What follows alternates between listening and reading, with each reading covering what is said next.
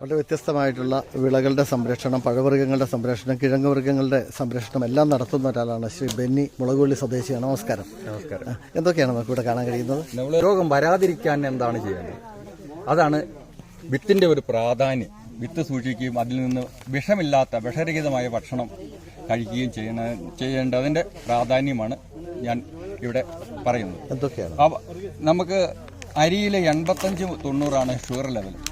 അതേസമയം ഗോതമ്പിൽ അത് 68%, ചക്കപ്പഴത്തിൽ 38%.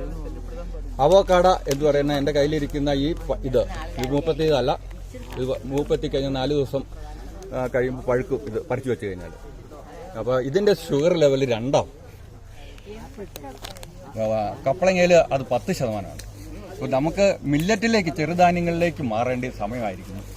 കിഴങ്ങ് വർഗ്ഗങ്ങളും പഴവർഗ്ഗങ്ങളും ന്യൂട്രൽ ആയ, അതായത് pH ന്യൂട്രലായ കൃഷിയിടത്തിൽ വിളയുന്ന ഭക്ഷ്യ വസ്തുക്കൾ, അതായത് ഫലവർഗ്ഗങ്ങളും പച്ചക്കറികളും ധാരാളം കഴിച്ചാൽ മനുഷ്യ ശരീരത്തിന്റെ ബ്ലഡിന്റെ pH സന്തുലിതാവസ്ഥയിലാകുകയും ന്യൂട്രലാകുകയും 0 മുതൽ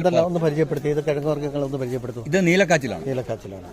പിന്നെ ഇത് അത്താഴം അത്തിപ്പഴത്തോളം കഴിക്കണം. അത്തിപ്പഴമാണ് ഈ കയ്യിലിരിക്കുന്നത്, ഇത്രയേ പാടുള്ളൂ.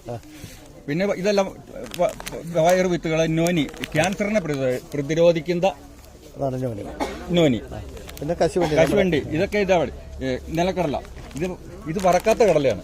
നമ്മൾ അവസ്ഥ മാറ്റി കഴിക്കുന്നു എന്നുള്ളതാണ് ഇതിന്റെ. ഇത് വള്ളിപ്പയറിന്റെ വിത്താണ്.